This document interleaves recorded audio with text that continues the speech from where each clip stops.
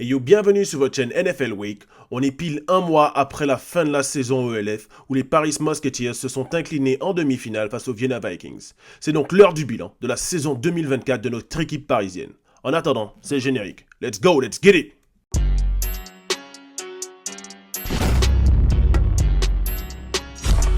NANI?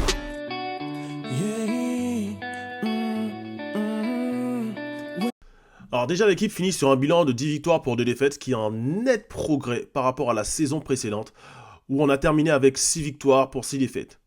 Ce grand changement est dû déjà à la défense, même si elle était bonne la saison précédente, elle est devenue vraiment meilleure cette année, avec l'arrivée de Chandler Jones, le cornerback américain, qui a su être décisif lors des premiers matchs de la saison. Malheureusement, il se blesse en cours de saison, il revient pour les playoffs, où il réalise une bonne performance face à Munich.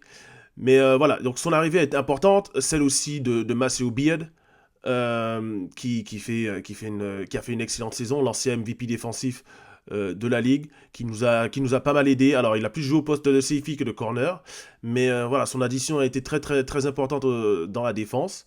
On peut aussi noter l'arrivée de Jordi Ajeti et Kevin Guerrero-Diaz qui ont pas mal aidé sur des packages défensifs, notamment quand on jouait des troisièmes et longues ou des situations de passe. Ils ont été vraiment très très bons. Et donc chapeau à cette défense qui a fait un vrai taf cette année et qui était pour moi la meilleure escouade de cette équipe.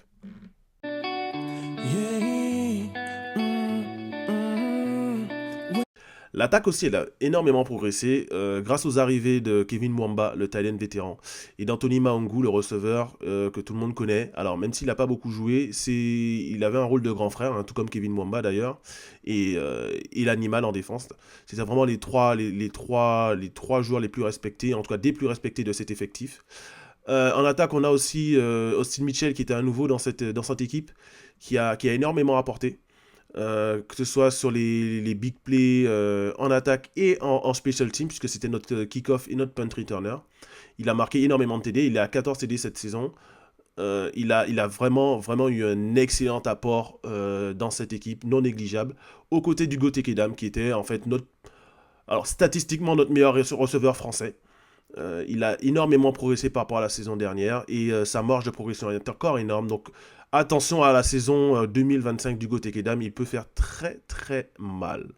En ligne offensive, la ligne offensive a été meilleure cette saison, notamment grâce aux arrivées de Thomas Filicia, de Toby Letman et de Louis Thomas. Ils ont fait vraiment de meilleures prestations cette saison que l'année dernière. Zach Edwards a été moins saqué, il a été moins mis sous pression. Les running backs ont eu de meilleures lignes de course, entre guillemets. Donc c'est une ligne offensive qui a fait le boulot. Alors, est-ce qu'elle peut faire mieux? Oui. Mais en tout cas, par rapport à ce qu'on a eu lors de la première année, elle a énormément progressé et elle est aussi une partie intégrante des très bons résultats de l'équipe cette année. Et côté running back, après, chez les running backs, on avait 2 running backs qui étaient déjà présents l'an dernier, Chris Vumbo et Jason Aguemon. En plus de ça, on ajoute Sanka Mukuri. Voilà, c'était un groupe de running back qui a fait le boulot, qui n'a pas eu beaucoup d'opportunités, mais on sait notamment on peut notamment noter l'énorme progression et les énormes performances de Chris Vumbo, notamment en fin de saison, quand Jason Aguemon s'est blessé. Il a su prendre le relais et être très clairement notre running back numéro 1, avec encore une fois, d'énormes performances, notamment en playoff face à Munich, sur ce drive de 8 minutes qui nous donne la victoire à Valenciennes, lors du tout premier match de playoff de l'histoire des Mousquetaires de Paris. Donc énorme saison de Chris Vumbo, chapeau à lui. Et puis bon, ces Vumbo Leap ont été extraordinaires hein, quand il sautait au-dessus des défenseurs. C'était vraiment des highlights de la saison ELF, parmi les meilleurs d'ailleurs.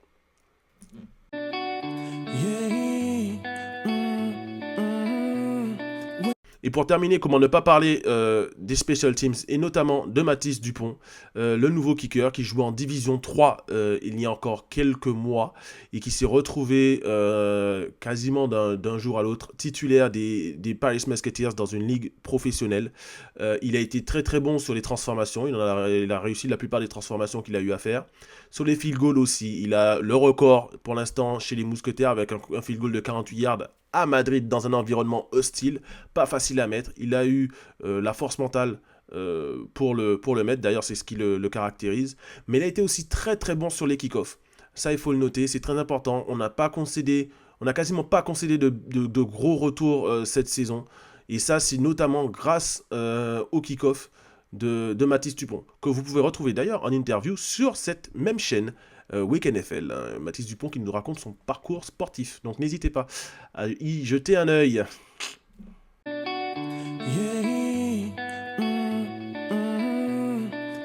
Maintenant, on va parler des playoffs. Alors, en playoffs, on a joué un premier match face à Munich à Valenciennes, qui était une expérience incroyable, l'ambiance folle. D'ailleurs, cette ambiance, elle est garantie par la Red Company, qui est enfin, en toute objectivité, le meilleur groupe de supporters en Europe à l'heure actuelle.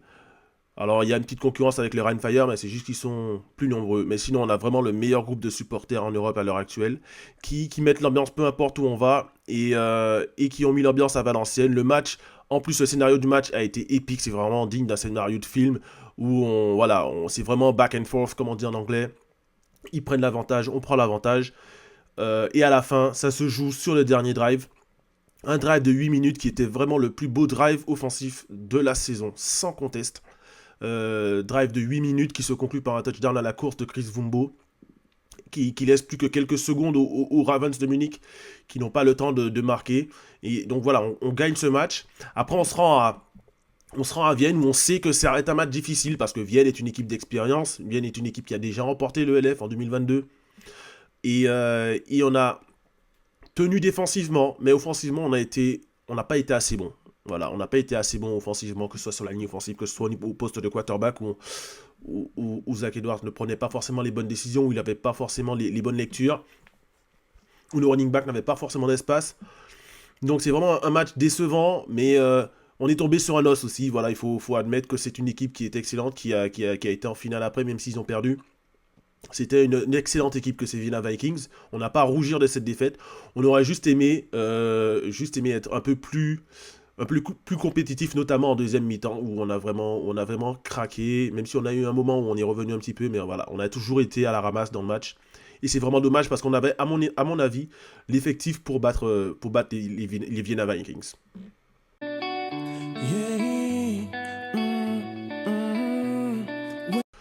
Donc pour conclure, la saison est vraiment très positive, notamment la saison régulière. On perd 2 matchs, et les 2 matchs qu'on perd sont contre la même équipe, c'est-à-dire les Rheinfire, équipe qu'on a pour l'instant toujours pas réussi à battre. Donc on n'a pas à rougir de ces défaites, hein, puisque le Rheinfire, pour info, est champion de LF cette saison, et double champion en titre au final.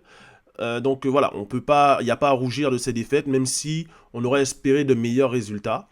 Après, là où on est un peu déçu, c'est que offensivement, on a eu du mal par certains moments contre les bonnes équipes. Hein. Contre les équipes un peu moins bonnes, on a le talent de nos mousquetaires a largement pris le dessus.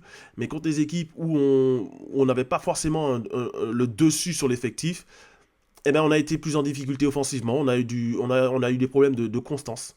On avait du mal à driver le ballon. Alors, même si on tenait en défense, au bout d'un moment, la défense elle craquait parce qu'offensivement on n'avançait pas. Donc c'est vraiment offensivement, on a un petit goût amer parce qu'on sait le talent qu'il y a dans cette équipe et qu'on aurait peut-être espéré mieux offensivement de cette équipe, notamment. Je le dis bien face aux grosses équipes, parce que contre les autres équipes, il n'y a pas eu photo, on a été largement meilleur.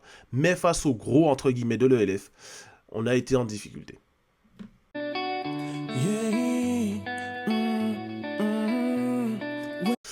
Alors maintenant, on va se projeter sur la saison 2025 et éventuellement les axes d'amélioration de l'effectif parisien pour la saison donc prochaine. Alors dans un premier temps, il faut absolument garder Chandler Jones, qui a montré qu'il est l'un des meilleurs cornerbacks de cette ligue. Dans le peu de matchs qu'il a joué la saison dernière, il a montré qu'il avait le niveau pour être dans l'effectif et pour apporter un plus à cet effectif qui est déjà très fourni dans le backfield. Et on rappelle Maceo Beard, Kenny Fleuret, Maxime Roger, Georgia Jetty, Kevin Querido-Diaz, Idriss Alphonse, Wadje Saïd, tous ces joueurs-là, notamment Wadje qui a fait pour moi, après Chandler, enfin qui a fait, même pas avant, même Chandler Jones, la meilleure défense de tous les DB parisiens, qui a fait la meilleure saison de tous les DB parisiens cette année. Voilà, c'était Wadje Saïd, il n'y a même pas photo, il a été énormissime, et franchement, un gros big up à lui. J'espère d'ailleurs qu'il va continuer sur cette même lancée de la saison prochaine. On risque, à ce qu'il paraît, il y a une rumeur qui dit que qu'on pourrait perdre Dawson Dales, le capitaine, le middle linebacker des Paris Musketeers, qui pourrait prendre sa retraite et rentrer vivre dans l'Ohio pour poursuivre sa vie. Donc lui qui s'est marié il n'y a pas si longtemps que ça, donc on peut comprendre. Et d'ailleurs, si c'est le cas, on lui souhaite le meilleur et merci pour tout d'ailleurs, Dawson. Et s'il s'en va, le remplacement pour moi, il est évident. Il coule de source. C'est Wael Nasri. Parce que déjà d'une, il est français. Et de deux, c'est l'un des tout meilleurs linebackers européens. Il l'a montré lors du match de playoff à Valenciennes, lui qui jouait pour les Ravens de Munich, qu'il est au niveau largement et qu'il pourrait apporter un plus à cette équipe. Et en tout cas, on perdrait pas, à mon avis, on perdrait pas au change entre Dawson Dales et Wael Nasri. Alors, Dawson, il faisait aussi le long snapper en special team. Donc ça, peut-être que Wael ne le fait pas. Mais en tout cas, pour le reste, au niveau du play défensif, des jeux défensifs, Wael n'a rien à envier au meilleur linebacker de la ligue de l'ELF, tout bêtement. Donc s'il vient, ce sera un énorme plus. Et j'espère vraiment qu'on va pas hésiter à le signer. Voilà, il faut faire le nécessaire. Ensuite, donc, du coup, le départ de Dawson libérerait une place d'import américain en défense. Parce que vous savez, on a droit à 2 imports américains en défense, 2 imports américains en attaque. Du coup, pour le remplacer, le choix est évident. Pour moi, il faut mettre la pression sur le quarterback pour gagner un match de foot américain. C'est simple. Si tu mets la pression sur le quarterback, tu as le plus de chances de gagner le match. Et donc, on a déjà une ligne défensive qui est très bonne, avec de très très bons joueurs français, des homegrown, comme on dit, que ce soit Stanley Zerigbe, qui est l'un des tout meilleurs defensive end de la ligue. On a Averdier Mizus, qui est l'un des tout meilleurs defensive tackle de la ligue et qui a été énormissime cette saison. Énormissime cette saison. On a Edwin Elio, qui est toujours aussi bon. On a peut-être pas Mamadoussi, qui va partir, qui a dit qu'il prenait sa retraite. Alors, est-ce qu'il va maintenir cette décision? Je ne sais pas, mais en tout cas, il est parti. On part sur le principe qu'il ne sera pas là, puisqu'il a annoncé qu'il prenait sa retraite. D'ailleurs, il est en interview sur ma chaîne Week NFL, que vous pouvez retrouver. Il a une histoire incroyable. Il a les meilleures anecdotes du foot américain français. Et d'ailleurs, il a le meilleur surnom du foot américain français. L'animal, on l'appelle. Il a vraiment une histoire incroyable et des anecdotes incroyables. Donc, allez regarder tout cela sur ma page YouTube Wake NFL, l'histoire de Mamadoussi, l'interview exclusive. Du coup, à côté de tous ces joueurs-là, Edwin Elio, Averdier Mizus et Stanley Zerigbe, pour moi, il faut ajouter Kyle Kitchens, l'ancien joueur des Berlin Thunder, qui a annoncé qu'il ne poursuivrait pas à Berlin cette saison. Donc, il faut jeter son dévolu sur lui. Toute la ligue va aller sur lui, bien évidemment, parce que c'est le meilleur defensive end de la ligue. Il a été multiple joueur défensif de l'année. Donc, si on arrive à l'avoir, ce serait énormissime. Et je sais qu'il ne serait pas contre le fait de signer à Paris. Donc, si on peut le signer, il faut vraiment, vraiment pas hésiter. Ce serait un difference maker en défense, parce qu'on a déjà une très bonne ligne défensive. Mais si on peut ajouter un peu plus de pression sur le quarterback, parce que c'est ce qui nous a manqué face au Rhein-Fire et à Vienne, c'est de mettre un peu plus la pression au quarterback adverse, Ben Holmes et J.J. Clark. Donc si on arrive à recruter Kyle Kitchens, on pourrait mettre la pression au quarterback adverse un peu plus qu'on le faisait déjà cette année. Mais là, voilà, ça nous ferait passer à un autre niveau sur la ligne défensive et ce serait énorme puisque le focus ne serait plus sur Stanley, il serait sur Kyle Kitchens et Stanley Zerigbe il va pouvoir s'éclater en 1 contre 1 face à n'importe quel lineman offensif d'Europe.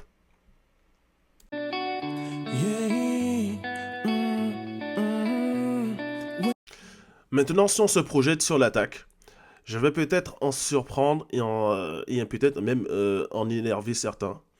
Mais à mon avis, si on a les moyens d'aller chercher un quarterback meilleur que Zach Edwards, il ne faut pas hésiter. Pour moi, le profil parfait pour cette équipe, ce serait vraiment un pocket passeur de base qui arrive à distribuer vraiment comme un meneur de jeu au basket, qui arrive à distribuer le ballon à ses playmakers, qui sont nombreux. Quand on sait qu'on a Florian Larose, qui pour moi, intrinsèquement, est le meilleur receveur français. On a Anthony Maungu qui devrait revenir et être en forme. Hein, voilà, être en pleine forme. Donc quand il est en pleine forme, il est le meilleur receveur, l'un des meilleurs, tout meilleurs receveurs européens. Quand on a Kevin Mwamba au poste de tight end, quand on a Hugo Tekedam, quand on a Rémi Berthelin s'il re-signe. Voilà, on a vraiment... Chez Cousso, j'allais l'oublier. Donc on a vraiment pas mal de très très bons receveurs dans cette équipe. Donc il faut les nourrir tout bêtement. Et donc à mon avis, il faut peut-être un quarterback d'un autre style de jeu. Rien contre Zach Edwards encore une fois, qui est un excellent joueur, qui a été MVP de cette ligue, qui était dans la course au MVP la saison dernière.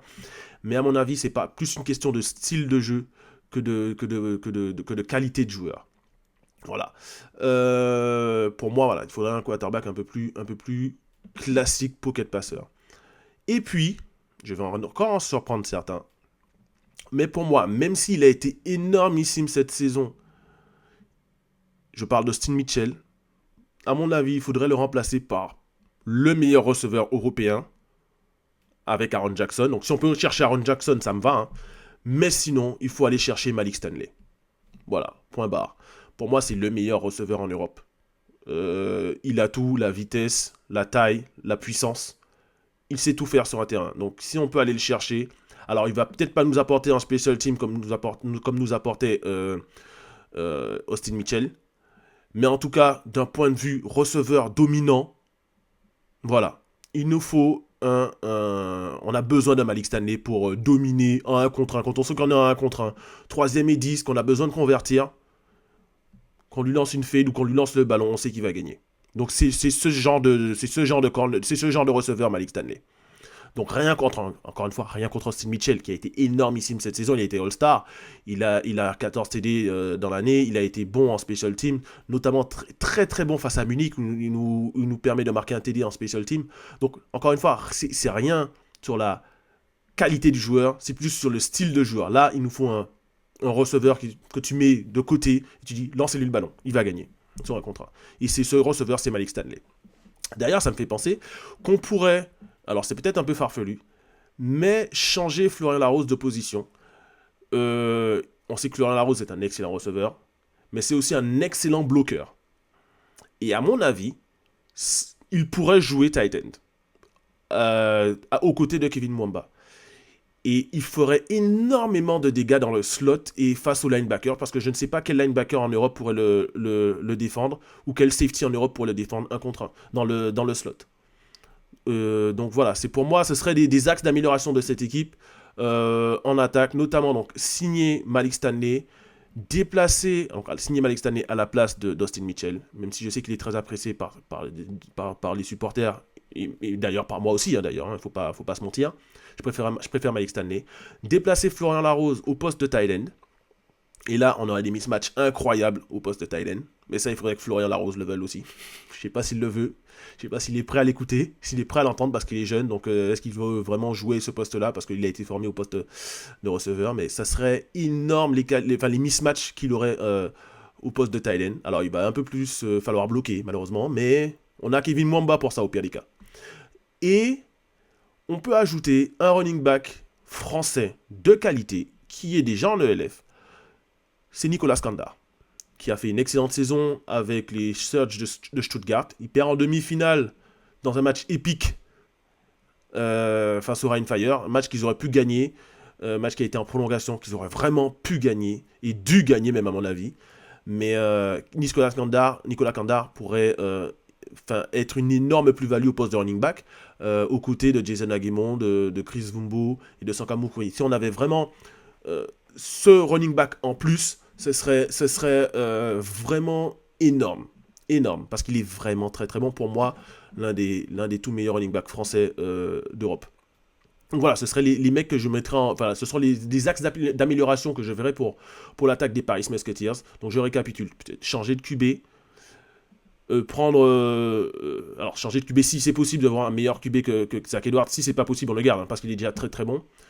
Prendre Malik Stanley à la place d'Austin Mitchell, déplacer Florian Larose au poste de tight end et recruter Nicolas Kandar.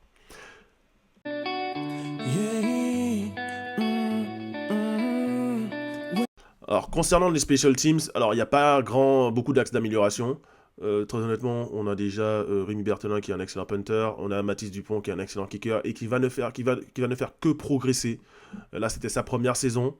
Il a des axes de progression et je sais qu'il va bosser dessus et qu'il sera encore meilleur l'année prochaine. Du coup, ce qui nous laisse le poste de retourneur. Vu que dans mes projections, je n'ai pas re-signé Austin Mitchell, je propose de signer Stéphane Fortes, tout simplement, qui était déjà chez les Mousquetaires de Paris lors de la toute première saison, et qui est pour moi le meilleur retourneur français. Voilà. Après, est-ce que j'ai la science infuse? Non. Est-ce que je connais tous les retourneurs français? Non. Mais de ceux que j'ai vus, c'est lui le meilleur. Donc du coup, c'est un joueur rapide, qui est intelligent, qui a de bonnes mains, qui peut dépanner en attaque aussi, puisque c'est un receveur. Et quand je dis dépanner, c'est même méchant, parce qu'il peut faire son trou au poste de receveur. Donc pour moi, Stéphane Fortes serait pour moi une signature évidente à ce poste-là. Alors à voir s'il a envie, parce que c'est aussi une question d'envie. Est-ce que lui, il aurait envie de revenir chez les Mousquetaires de Paris? Ça, c'est une question qu'il faudrait lui poser. Mais en tout cas, je pense qu'il a sa place déjà d'une en ELF et d'autant plus chez les Paris Musketeers, notamment au poste de retourneur qui est important avec le nouveau kick-off. Ils sont pas nombreux les kickers NFL les kickers ELF qui sont capables de kicker le ballon en dehors des limites du terrain. Donc en général, on a des retours et quand il a le ballon dans les mains, il est très très dangereux. Donc voilà, c'est tout pour cette vidéo. N'hésitez pas à liker, à vous abonner, à laisser des commentaires sur mon bilan. Dites-moi ce que vous en pensez. Quel joueur vous aimeriez voir chez les Mousquetaires de Paris la saison prochaine en 2025. En attendant, prenez soin de vous. Et sur ce, peace.